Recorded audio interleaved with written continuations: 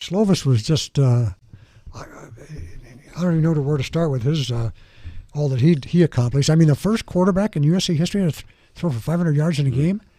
You look at all the quarterbacks they've had there, and holy smokes! Starting at Darnold, Leinhart, Matt Barkley, Sanchez, Hayden. Going back to Paul McDonald. I mean, Rodney Pete, Palmer. Yeah, Palmer. That's an incredible Johnson. Yeah, that's an incredible stat. 515 yards, a single season record. He's the first quarterback to throw for over 400 yards 3 games in a row. Completed 75% or 78% of his passes. That's another freshman record. 3,200 yards. I think that's the one thing that a lot of people need to talk. I mean, the kid's accurate. Mm-hmm. He's very accurate. He is, and he's young, and I just think it's going to get better. I mean, obviously, he understands the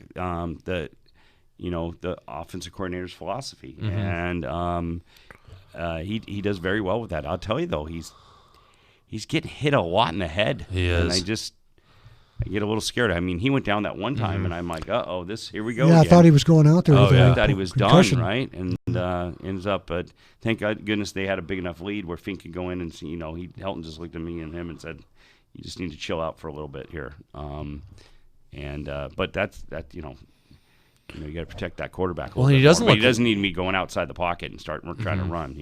That's not going to help either. But he is very accurate, and so if you have receivers that can run good routes, and I think they need to get a better tight end.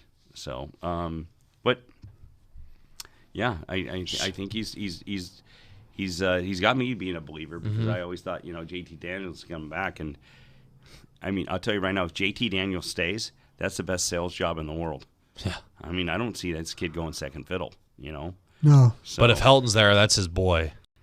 Helton said a long time ago he's probably changed his tune. He said, "No, my quarterback's not going to lose his job because he was injured." Yeah, and he loves Helton. And that was the whole thing with him and Sears last year, where I guess players came in and talked with Helton and said, we might need to make a change at the quarterback position. He's like, "Sorry, Daniels is my guy." So that's where I'm kind of like, you're going to tell me after watching this whole season that you're going to switch it up. Let alone, we talked about this earlier.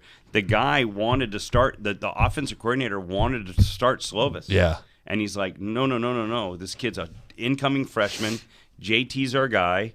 And then JT goes down, and now it's a perfect storm where this guy got hit the way he wanted it. And so here he comes, and he gets the job, and he's proving Helton that this kid is the future. Yep. So, I started thinking about where in the Pac-12 Daniels could go start. Oregon? Well, that kid's is he a senior? That's right. Nobody can go. In the draft, yeah. He can go, right?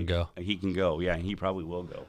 That's a tough thing. That's a tough thing for Daniels. Here, he graduates a year early to come to USC to start working out in the spring, and all of a sudden you're carrying a clipboard. Yeah. I mean, he's got to be able. He was almost damn near 20 years old too, graduating high school as well. Right. So that's another thing too. Yeah. He was late bloomer. Mm-hmm. But go ahead. Oh no, I got nothing. Say the thing too was that they had 4 receivers who all had over 100 yards receiving. Yeah. Drake Landon, Mike, of course, PIttman, of course, and AmonRa St. Brown and Tyler Vaughns. Yeah, all had over 100 yards. About Brown and PIttman leaving. That's the one that. Yeah. But is Brown's only a sophomore. Sophomore, yeah. I think he needs another year.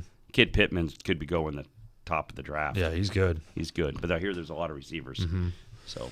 Well, we'll see what happens. I mean, the fact that they've got, the cupboard's empty on the recruits. I mean, yeah, no, that's not a good sign. No. You're just hoping now with your 2 weeks off that you're going to these final games and trying to get as much as you can out of them. That if nobody's ever, has never signed on the dotted line yet. So, I mean, I wouldn't be surprised if Helton and the offense coordinator were at this game Friday night. Oh yeah. Oh yeah. They should be. There'll be a lot of college coaches at that game. Yeah.